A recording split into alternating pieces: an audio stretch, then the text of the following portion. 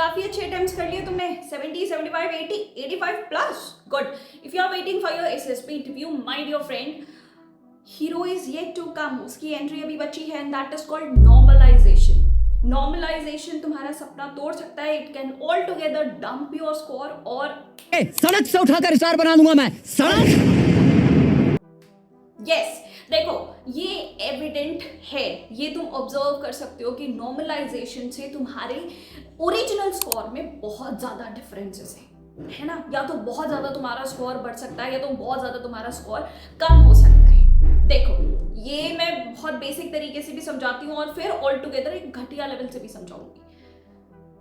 Life was very simple when this was the marking scheme. For every positive attempt, you were getting +3 marks. For every negative attempt, you are getting -1 mark. और unattempted question के लिए कोई negative या positive marks नहीं मिलते. It is 0. ठीक है? But then normalization की entry होती है. Normalization आया क्यों और किस तरीके से ये वर्क करता है? देखो, AFCAT multiple shifts में कंडक्ट होता है. ठीक है, कन्विंस्ड. और हर शिफ्ट में पेपर अलग होता है, क्वेश्चंस अलग होते हैं. तो नॉर्मलाइजेशन का बेसिक एम ये था कि सारे शिफ्ट्स को नॉर्मल किया जाए. ग्राउंड एक सेम ग्राउंड पे सारे बच्चों का टफनेस लेवल, डिफिकल्टी लेवल हो एग्जाम का, ताकि जस्टिस हो पाए सारे स्टूडेंट्स के लिए. Thought was good, intention was good, लेकिन अब हो क्या रहा है समझो.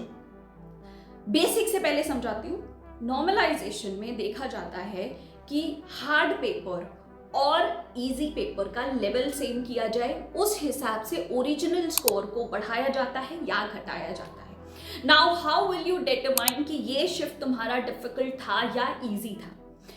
एक थ्योरी इसकी ये बताई जाती है कि ओवरऑल अटेम्प्ट्स को एनालाइज किया जाता है कि हो सकता है एक शिफ्ट में ऑन एन एवरेज 90 अटेम्प्ट्स कर रहा है बच्चा, ठीक है, और दूसरे शिफ्ट में एवरेज अटेम्प्ट्स ही 60, 70, 75 है. तो दूसरे शिफ्ट को आप टफ शिफ्ट मान लेते हो.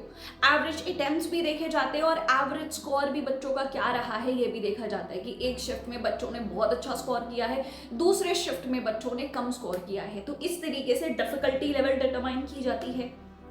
इसका एक नुकसान है, उसको मैं बाद में बताऊंगी. फिर इन सारे एनालिसिस के बाद AFCAT ने अपनी ही साइट पे एक फॉर्मूला दिया है. ये फॉर्मूला देखने में काफी डिफिकल्ट है, लेकिन अगर मैं तुम्हारे लिए सिंप्लीफाई करूं, इसमें मीन और स्टैंडर्ड डेविएशन ही निकाला जाता है. मीन क्या होता है, अगर इस फॉर्मूला को तुम वीडियो पॉज करके भी आराम से देख सकते हो, but if I simplify your task, mean कैसे निकाला जाता है कि जितने भी, अगर 10 बच्चे हैं, 10 बच्चों का स्कोर डिवाइडेड बाई 10, मीन निकल गया.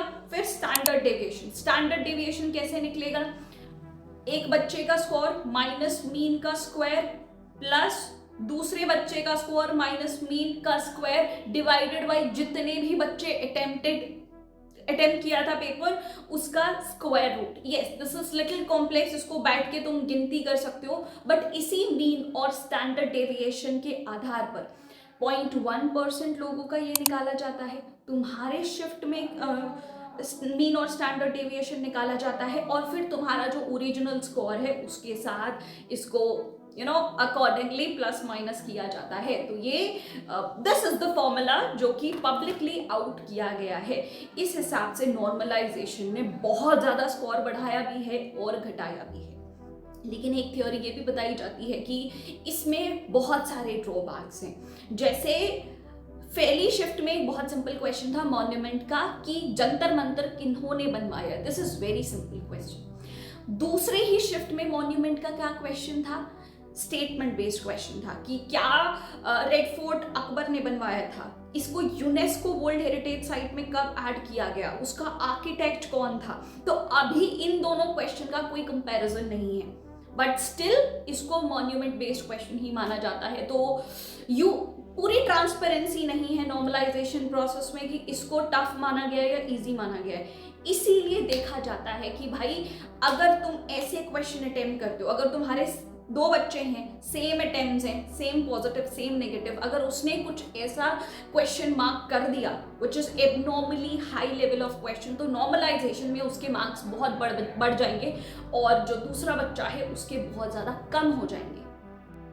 So what is the moral of the story. ये सारी स्टोरी अभी समझने का क्या मतलब था, ये हमें ज्ञान प्राप्ति की ज़रूरत क्यों थी? ये ज्ञान प्राप्ति की ज़रूरत इसलिए थी कि जैसे मैंने बताया, अगर स्टूडेंट ए ने भी 70 क्वेश्चन अटेम्प्ट किए हैं, स्टूडेंट बी ने भी अगर 70 क्वेश्चन अटेम्प्ट किए हैं अलग अलग शिफ्ट से, उनको ज़रूरी नहीं है कि सेम मार्क्स आए। तो अब जो हमारे दिमाग में भ्रम था कि ये आंसर की गलत प्रोवाइड की जा रही है या तो चेकिंग गलत हो रही है, मे बी ऐसा नहीं है। This is just the normalisation playing its role.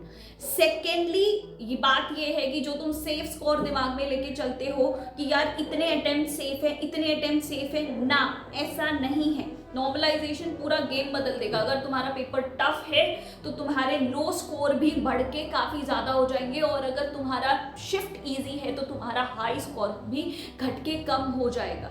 तो डू नॉट क्या कहते हैं उसको, ब्रीड दिस गलत फहमी इन योर हेड कि इतने अटेम्प्ट सेफ अटेम्प्ट, इतने अटेम्प्ट वुड बी डिफिकल्ट, इससे तुम्हें 200 प्लस आ जाएंगे। No, you just have to do your overall best. अब एफकैट का लेवल भी बढ़ रहा है। मैंने शिफ्ट 1 का ऑलरेडी दे चुका है डिटेल्ड आंसर की, उसको देख लेना। शिफ्ट 2 का डे 2 का भी मैं बनाऊंगी, and then I will discuss about the cut off की क्या रह सकता है। But do not forget about normalization. Next AFCAT attempts के लिए do overall best. Do not try to do 50, 60, 70, 80 positives. No, overall good, वरना you'll stand nowhere in front.